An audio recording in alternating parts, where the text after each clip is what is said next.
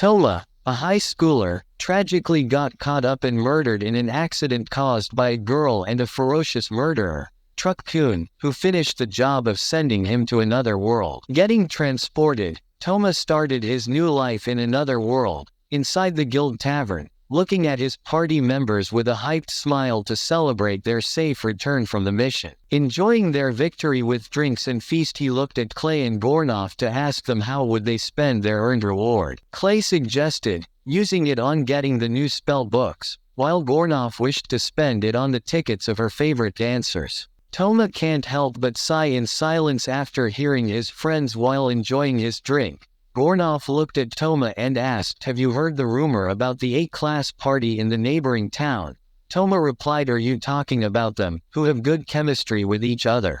Gornoff replied, "Yeah, their party collapsed," making Toma throw up in surprise. He asked in shock, "Is it done by a monster?" Gornoff replied, "Not because of a monster," and continued saying that it happened by a white mage, who recently joined their party after that the party disbanded soon after. Listening to Gornoff, Toma felt a shiver in his spine. Looking at him, Clay asked, "Are you okay?" Toma replied, "It's nothing. His collapse meter is giving him a bad feeling about this." Listening to him, Clay reassured him, saying, "Your danger sense must be too wide. There's no way that danger would fall on them." Hearing him, Toma replied, "I hope that's the case." Fixing his glasses, Clay further expressed that romance and love are boring stuff. Laughing to his fullest, Gornoff replied, "Men's parties are way more fun to be in. And besides, our party won't collapse in any danger thanks to our good chemistry with each other." The trio exchanged smile. After hearing Gornoff's words, suddenly the tavern door ranged and swung open.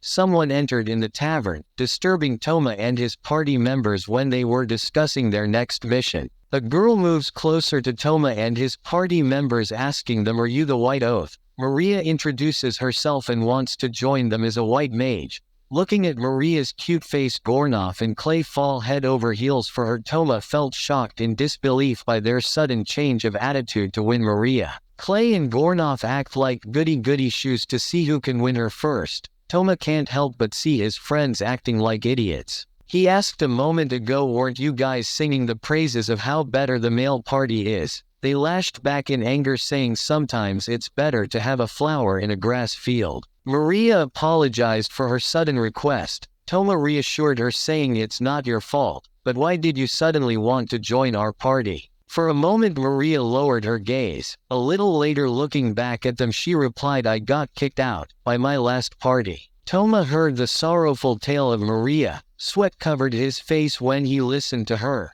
In a heart-aching tone, Maria expressed, "It's difficult to be a solo adventurer. And after hearing about the White Oath, I thought, why not?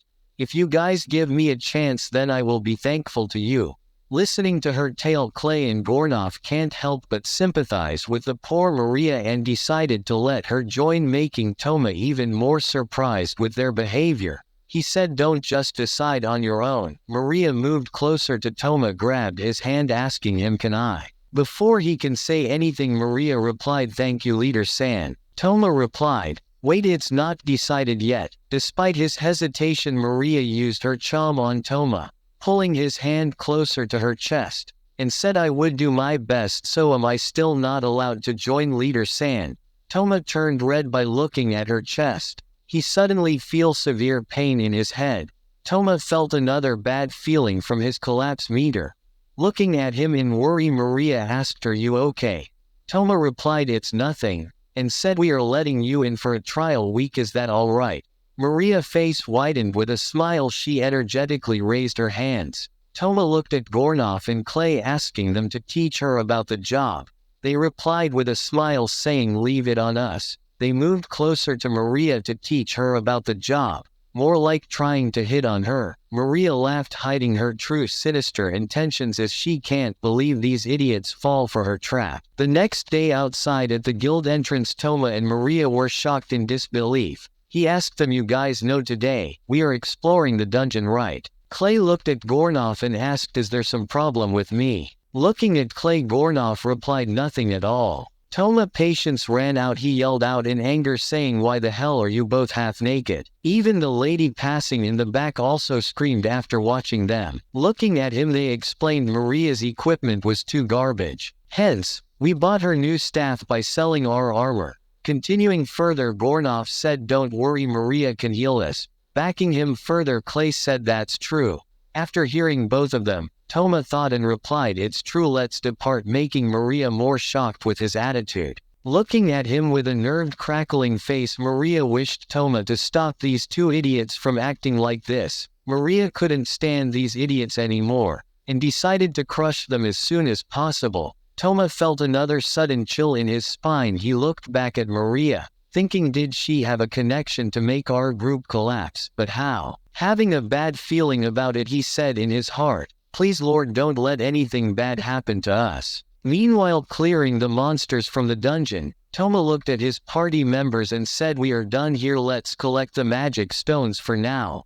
Looking at slayed monsters, he thought, B rank aside, these noobs aren't a threat to our group, but why I can't shake off this feeling. Looking at magic stones from the monsters that Toma slayed, Maria made her move with a smile, saying in a sweet voice, "These stones are big," and exposed her skin to distract the entire group. It worked as Clay and Gornov fell for her trick. Toma was shocked to see how these two idiots were acting up for her, and thought she is a naive girl defenseless of her surroundings. Maria looked at Toma by saying, "I'm done with harvesting the magic stones." He replied, "Please give them to me." Maria's face widened with a smile, seeing it as an opportunity to execute her hidden plan. She rushed towards Toma while acting clumsy and intentionally trips on him.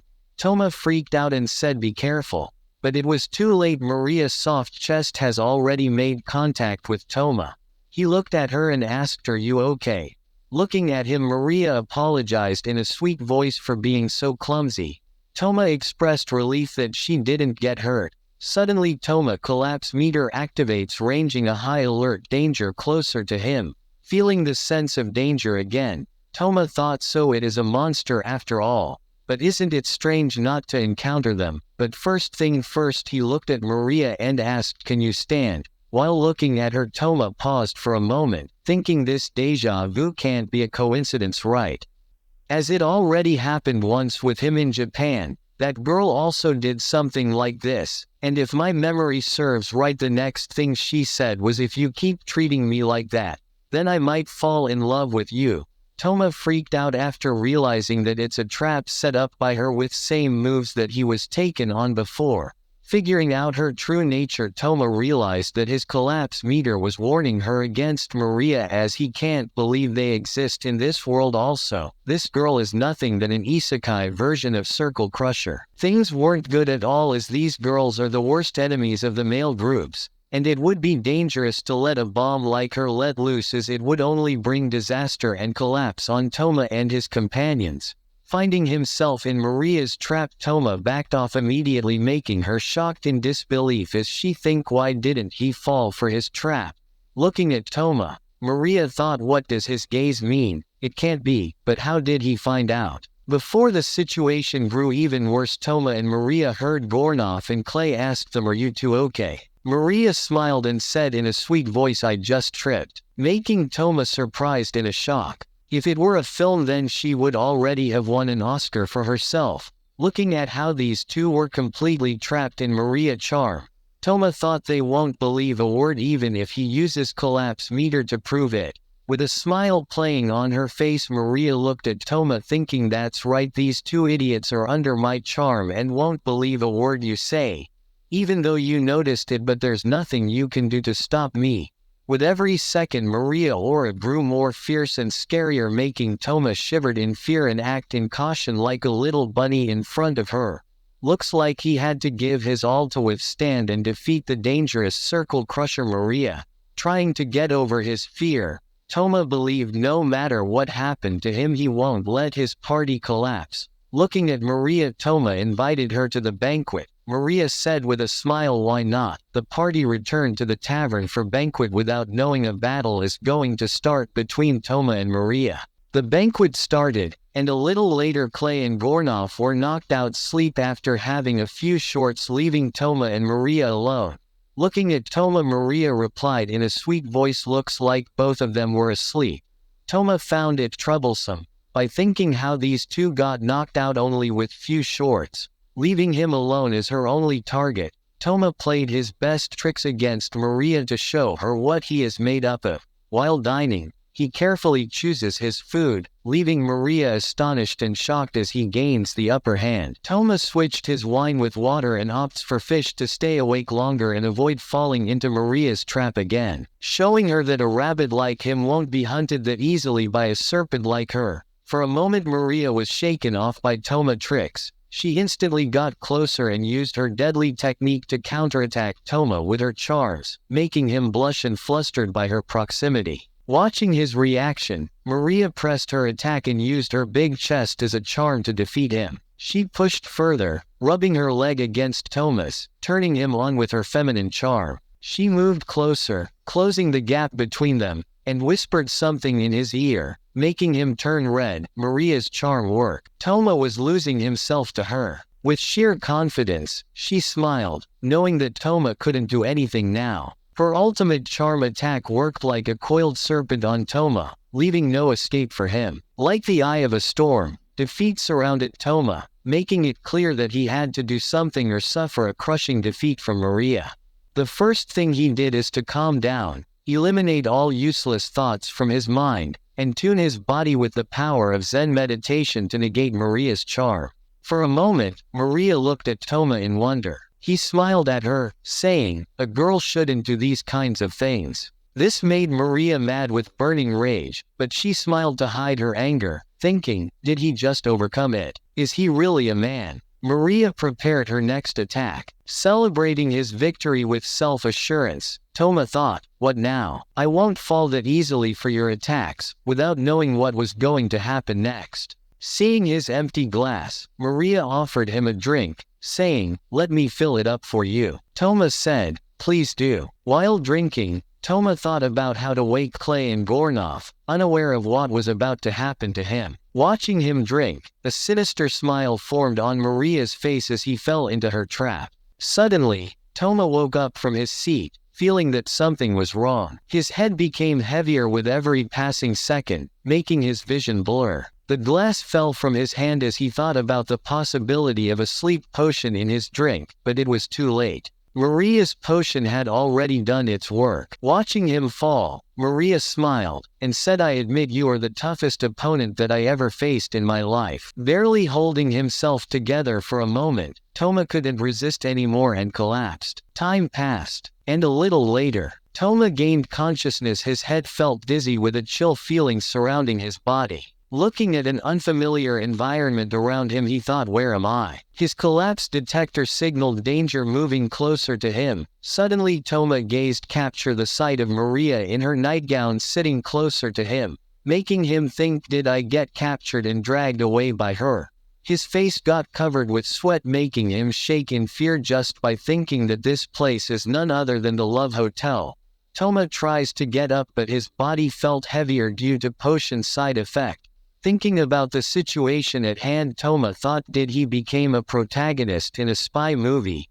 Thinking about how Maria plan will haunt his party relationship with each other in the future, with the false rumors that spread like a wildfire making a game over for his party. Gathering his all strength, Toma get up with his drenched body, contemplating about his escape. He looks for an path to get out from there quickly, if not then a complete disaster and a loss awaited for him tomorrow. Maria looked back to check on Toma, unaware that a surprise awaited for her. She was shocked to see him awake, wondering how he managed to wake up when the side effects of the potion weren't over yet. Despite barely holding himself together with his drenched, sweaty body, Toma gazed at Maria. Seeing him soaked in sweat, Maria felt assured that the effects hadn't subsided yet. As an experienced white mage, she couldn't have made a mistake with the drug dosage. Maria was shocked watching that Toma withstood that drug with sheer willpower, wasting all her efforts on him. That special drug effects last for 6 hours and the consumer feels drowsier as time passed by. Maria knew she had to wait for the right time to attack when the sleep takes over on him.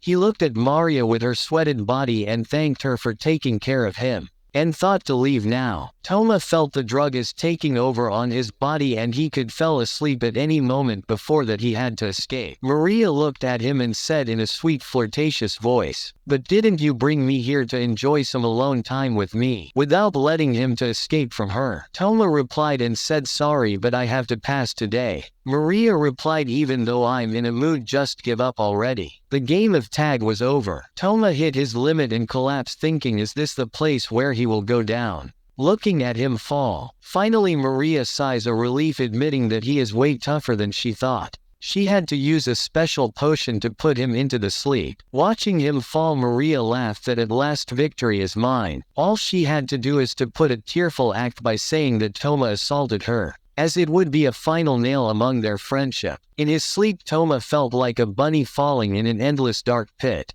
Remembering how he survived till now with the help of his friends Gornoff and Clay, Toma decided there's no way he is going to let this party collapse. Like a little bunny, Toma jumped and activated his skill tree. He increased out all his talents as a refusal to go down without a fight by maximizing a special skill full status recovery to aid him in his fight. Toma once again gained his consciousness back, waking up like a beast. As a big bunny Hercules, making Maria shocked and surprised once again. She looked back thinking there's no way wasn't he completely fell asleep. Toma looked at her and said, "I won't let you have a one-night stand with me." Maria turned red in anger by thinking that how much this guy is going to give me surprises when I wasn't expecting them. Feeling defeated after sleep potion didn't work on him, Maria decided to resort her last attack, and it was to directly inject the potion in his body. Looking Toma as his opponent, Maria searched for his weakness to attack on him after getting a chance, and thought to inject the potion directly in Toma's body. Maria removed her nightgown,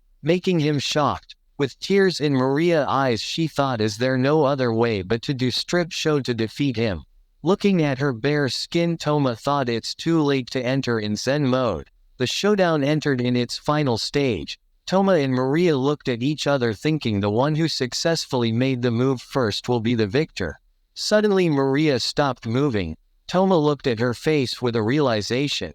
He asked, "You have never let any man see you naked before, right?"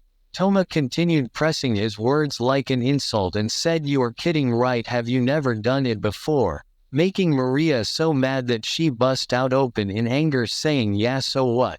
Toma apologized and asked, "Why do you resort to such tactics?" Maria replied arrogantly saying, "Does it have to do something from you?" Making Toma surprised as she wasn't hiding her true nature anymore. Toma tried to inquire what became her reason for doing things like this, even though she is a remarkable white mage with amazing skills. Being more arrogant, Maria replies, "It's none of your business and I will return those two idiots' money." Toma went silent for a moment and said, "Even if you were acting shady, but what you said joining White Oath didn't occur as a lie to me." Looking at him, Maria replied, "So what? You are not going to keep a liar in your party, right?" She stated that you must have heard a rumor about the other town party collapse. With a smile, Maria exclaimed, "That was my doing." Watching her trying her best to look evil, Toma replied, "Till now I thought Maria as my comrade," making him blush as his words pierced her heart like a Cupid arrow. Maria exasperated as she can't believe him. Looking at Toma, she replied, "You looked pathetic trying to see me half naked." Toma denied, saying, "No, you were the one who takes off my clothes." Ending his conversation with Toma, Maria got his clothes and said, "Just go back, I have lost interest in you." Looking at her, Toma asked, "Would you come for the dungeon exploration tomorrow?" Maria walked closer to Toma and said, "Who knows? And here are your clothes." Suddenly Maria slipped and screamed as she fell on Toma, her bra wide open, making full contact with Toma's face, throwing Toma out from the window as she continues to scream no, making everyone worried who passed by from the outside as they thought about hearing someone screaming. But the danger wasn't over yet. Back in the castle, a crow went in with a report and told her ultimate attack that she taught to Maria has failed on man, and the one who did it was none other than Toma. Hearing his name, the evil genius behind all this smiled, thinking that Toma-kun also got reincarnated into this world. The next day, roaming on the streets of the royal capital where heroes are summoned to fight against the demon lord, Toma passed close to the goddess statue who looked more like an idol. He thought it's a hero's job to fight against the demon lord, but that role isn't for him. Though Toma got an enemy far more dangerous and scarier than the demon lord. Speaking the name of the devil, Maria showed up from behind whispering his name in a sweet voice, sending shivers in his spine. Toma immediately turned back and looked at her. Maria smirked and said, "What's wrong? Seemed like you have seen a ghost." Toma hesitated for a moment and asked, "I thought you wouldn't come today." Maria replied, "There's no way I would let it end that easily after yesterday." Remembering that embarrassing event that happened yesterday, Maria turned red. She lowered her gaze for a moment, gathered her courage and burst open like a volcano, saying in a flustered voice, "I'm here for what you did yesterday to me." Making Toma surprised all of a sudden as his collapse detector warned him about an approaching danger. Maria replied, "You want me to believe on your friendship game?" Stating further like Megaman with a smile, Maria said, "I'm no longer the person I used to be." A sense of surprise washed over Toma. He smiled and said, "Finally showing your true colors, huh?" Maria smiled and said, "Revealing my true colors has its own set of ways of doing things. But didn't you fall for my charm yesterday?" Getting stuck in a tight spot, Toma said, "That's not the case at all." Maria leaned closer and smiled, saying, "You are lying, aren't you?" Looking at her chest, Toma turned red, thinking just as always her power is insane. Looking at him, Maria smirked as the necklace that she obtained is working out pretty well, as this lie detector necklace would help her to find the true nature of Toma. Taking advantage of the situation with her puppy eyes, Maria said in a sweet voice, "Lying is a pretty mean thing, and I can't believe my first time in a hotel with a guy like you."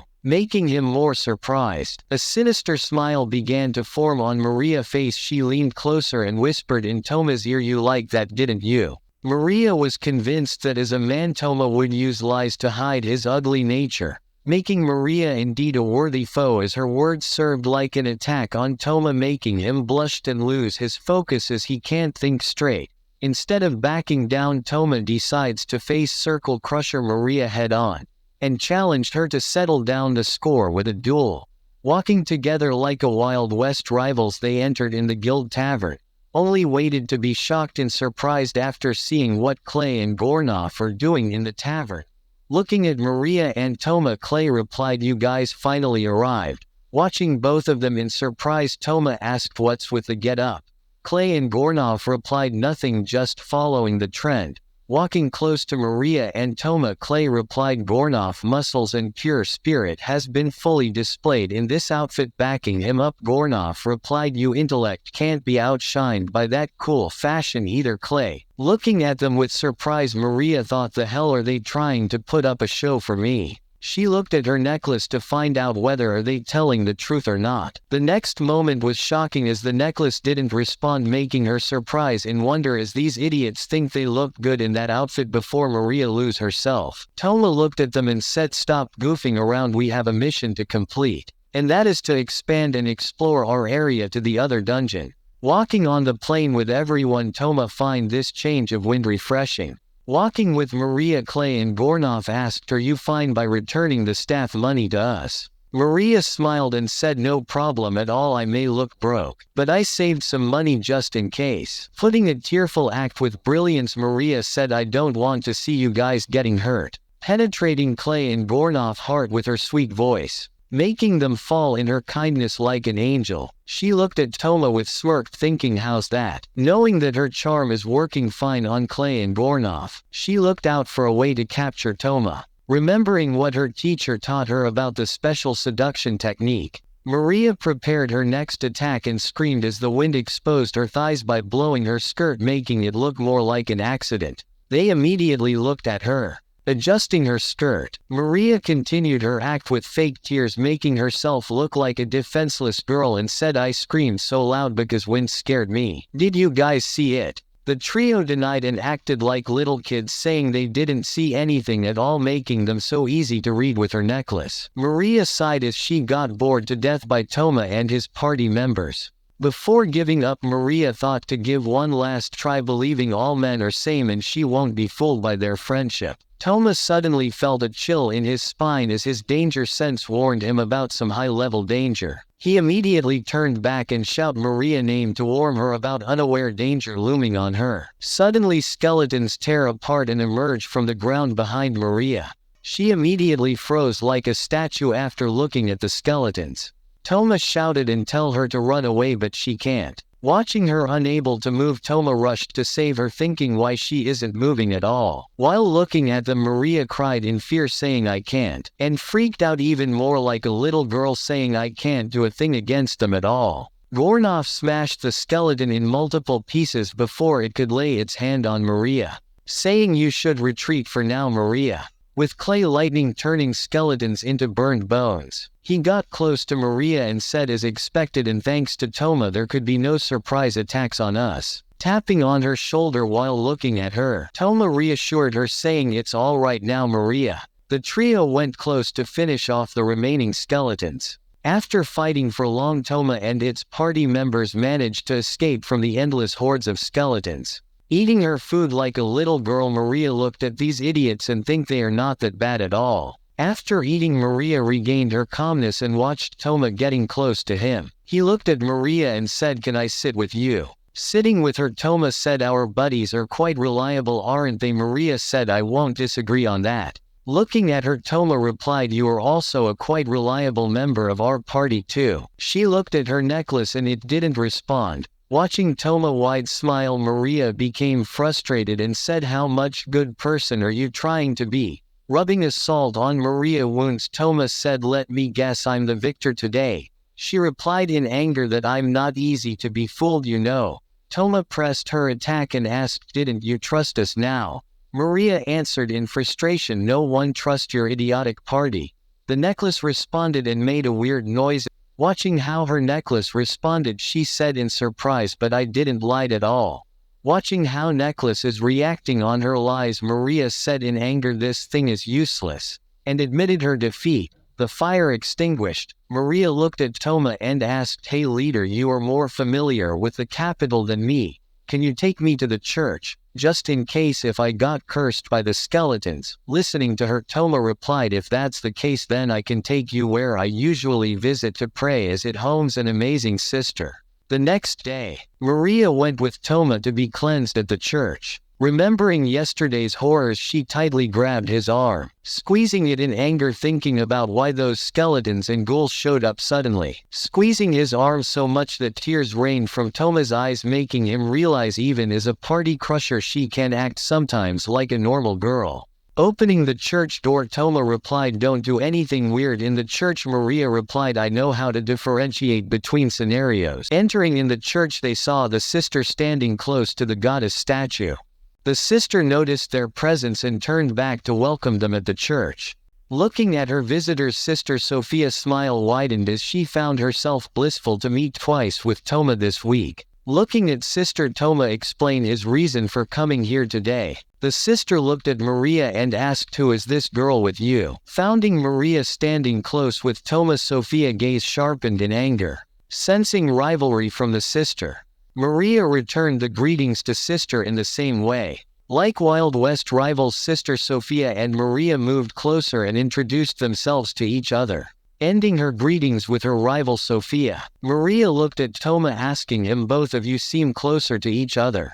Toma explained, "Sophia was the one who took care of me in the past, and the idol goddess Urania, also known as Goddess of Love, was the one who bring me into this world. And Sophia was the first person that I met in this world, and she taught me everything." Sister Sophia's head went in the sky due to Toma's continuous praise, as she can't think of anything else, making Maria jealous and angry as they forget why they are here. Remembering why they are here, Toma requested Sister to check on Maria as she was worried to be cursed by the undead.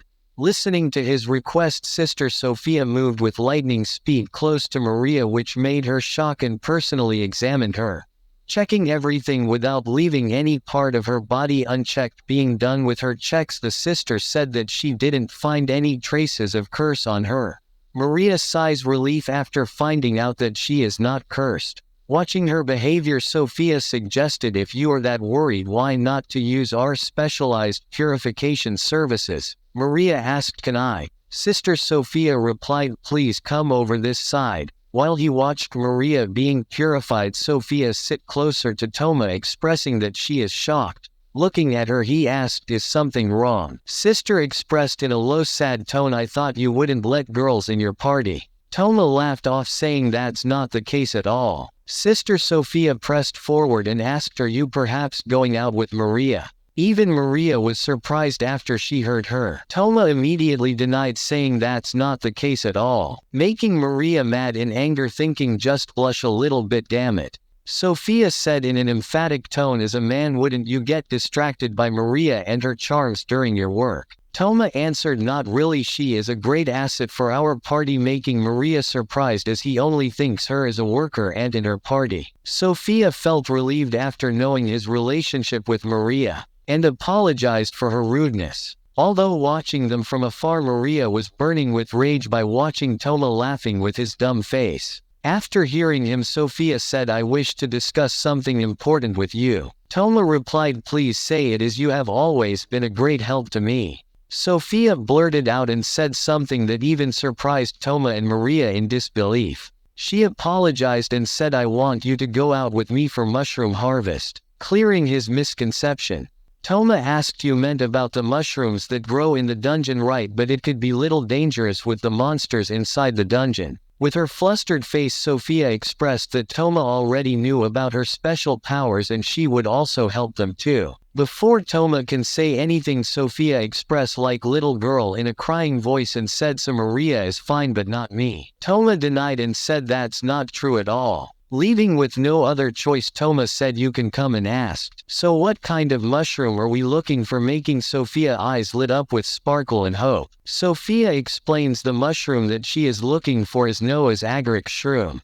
Without further delay, the party went into the dungeon to get mushrooms by clearing out the monster mobs in their way. Looking at Toma in anger, Maria replied, "The entry conditions are so loose for girls who wished to join your party." Looking at Sister Sophia, Clay and Gornoff said in wonder they never thought that Toma would know such beautiful lady, and maybe that's why he went to church every week. Looking how much that they are trying hard for her. Sister Sophia expressed she can't thank them enough. They replied, "It's not such a big deal for us," making Maria blaze in anger as Sophia steal her spotlight in the party. While slaying monsters, Toma turned back for a moment and looked at his party members. Moving closer to him, Maria said in a cold tone, "How do you expect me to believe someone who look at the sister with such perverted eyes?" Speaking of what Sister Sophia is good at, she asked, "Aren't priestess or only good in purification magic?" Toma replied, "I haven't told you, have I? Actually, Sophia is a buffer. She can boost anyone's strength through her abilities." Getting a boost through Sophia's abilities, the party charged straight ahead, clearing out monsters even faster than before. After completing the monster extermination, the trio moved closer to Sophia, praising her for the boost that made the battle easy for them to win. Making Maria pouted in anger as how Toma and other members are just giving attention to Sophia, making her believe more that all men are same. Looking at Toma's face, she thought, what with that dumb expression, and where did his vigilance went away that he used against me? Could it be that he is in love with Sophia that I failed in? Taking it as a challenge that no matter how hard he is to get, I will definitely capture his heart, and went for her next move. Moving closer to Toma, she asked, "Are you hurt?" Watching how Maria made her move, Sophia went close and asked her, "Both of you are closed with each other?" Before Toma could say anything, Maria laughed off, hiding her anger, and thought of having Toma as her prey. Looking at her sister, Sophia also laughed off to hide her anger and thought to save Toma from her. Sensing the intense pressure between Sophia and Maria made Toma afraid, thinking what's is up with both of them. To diffuse the pressure, he asked Sophia about the mushroom, making her remember as why they came here. She rushed more inside the dungeon, saying, "We are almost there." Reaching at the end of tunnel, she said, "Here it is." Honestly, I don't know what to say after looking at the perverted mushroom. The entire party went in shock after watching the item that Sophia requested. Toma and his friends went close to the giant mushroom, babbling something with each other, making Maria blushed and confused with their conversation. Looking at the giant mushroom, Sophia said in a flirtatious tone, "It is too big and won't fit in her bag even if she forcefully try to shove it." A stream of nosebleed ran from Clay and Gornoff, making Maria wonder if she is saying these things on purpose. Looking at the giant mushroom, Toma and rest of the party members asked about what is this mushroom used for. Sophia explained it is used to create a drug suppression for lust. Continuing further, she explained there are many species with high sex drive like succubus and bunny girls, and not everyone is compatible with them.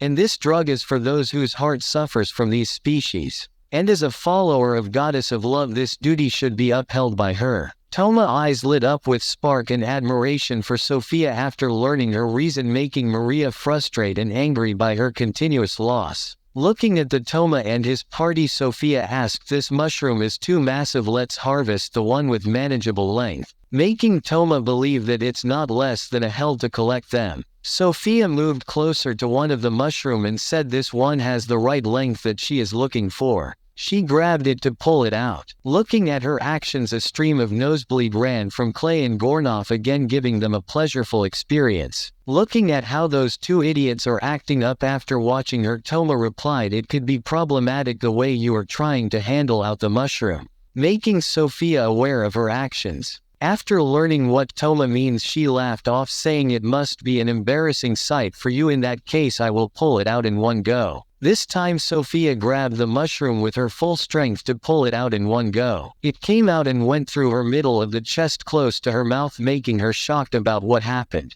Watching Sophia in this state, a river of blood streamed out from Clay and Gornoff's nose, making them knocked out in pleasure. Toma moved close to check them. Maria's jaw dropped in shock after watching Sophia. She said, "Is she naturally that much erotic in nature?" Clearing out the mission, the party went back to the church with Sister. Sophia looked at Toma and rest of the party, thanking them for what they did for her. Toma and others replied, "We did what's necessary. If you ever need help again, please don't hesitate to contact us." Sophia smiled and said, "I will. For now I will be taking my leave," and went back to the church. Everyone was happy except Maria, as she thought in anger and jealousy, "Thanks to that sister, I can't do a thing to them today." Ignoring both idiots, she thought about Toma as how Sophia easily controlled him, admitting that she is better than her.